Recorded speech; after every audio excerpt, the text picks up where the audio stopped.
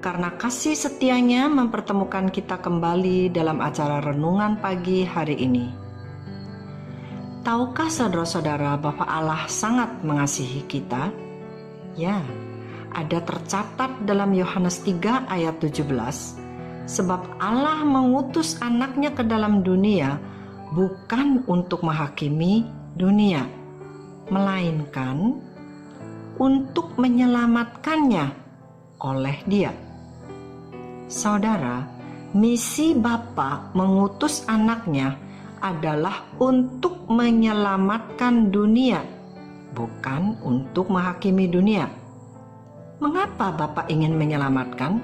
Ya, karena ayat sebelumnya, yaitu di ayat ke-16 mengatakan, karena begitu besar kasih Allah akan dunia ini, sehingga Ia telah mengaruniakan anaknya yang tunggal, supaya setiap orang yang percaya kepadanya tidak binasa, melainkan beroleh hidup yang kekal.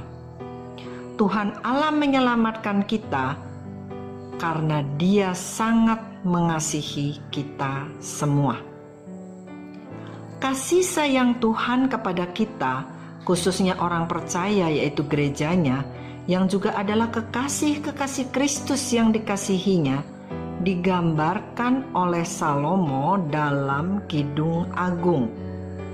Kidung Agung 2 ayat 10 tercatat, "Kekasihku mulai berbicara kepadaku, bangunlah, manisku, jelitaku, marilah."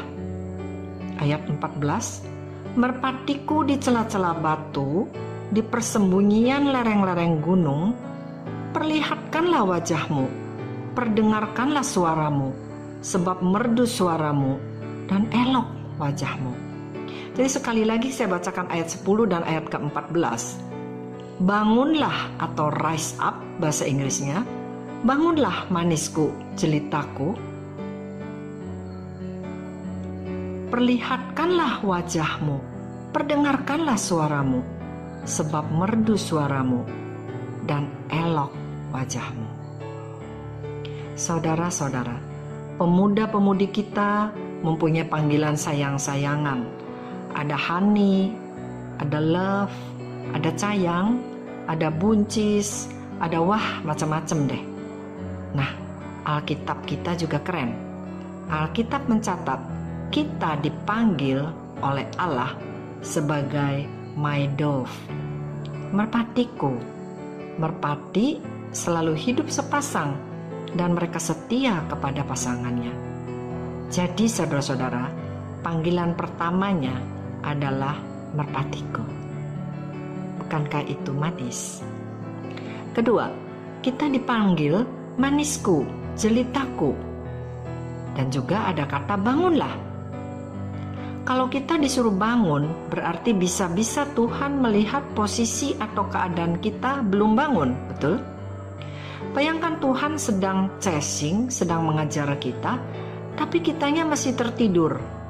Atau kitanya tidak sadar bahwa kita sedang dicintai, bahwa kita sedang dibidik, atau bahasa gaulnya sedang didekati, PDKT.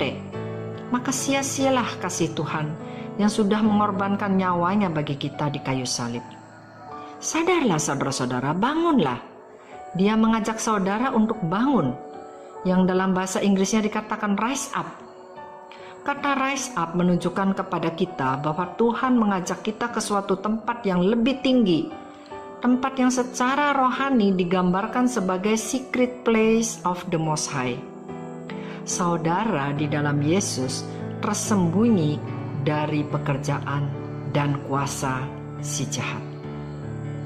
Saudara tidak usah panik atau bingung harus ngapain, tapi satu respons atau tanggapan atas ayat ini adalah kesadaran bahwa Tuhan yang sudah menyerahkan nyawanya bagi saudara dan saya. Kesadaran bahwa Dia sangat mengasihi kita. Sadarilah hal itu. Katakanlah kepada diri sendiri sesering mungkin setiap hari, I am beloved of God. Saya dikasihi Tuhan. Hal ketiga, di ayat ke-14 tercatat seperti begini, perlihatkanlah wajahmu, perdengarkanlah suaramu, sebab merdu suaramu dan elok wajahmu.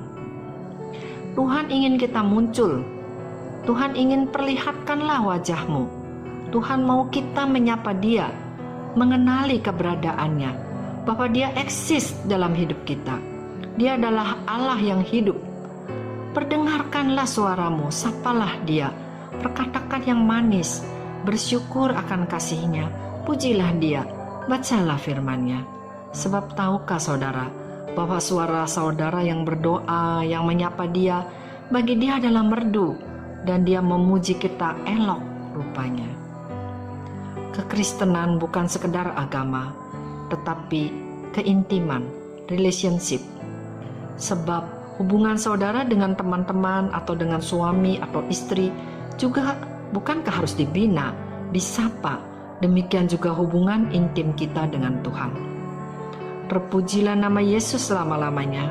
Selamat menjalani aktivitas hari ini dengan satu kesadaran baru, bahwa Tuhan kita hidup. Dia sangat mengasihi kita, dan Dia ingin memuji suara kita. Dia ingin memuji wajah kita. Bangunlah.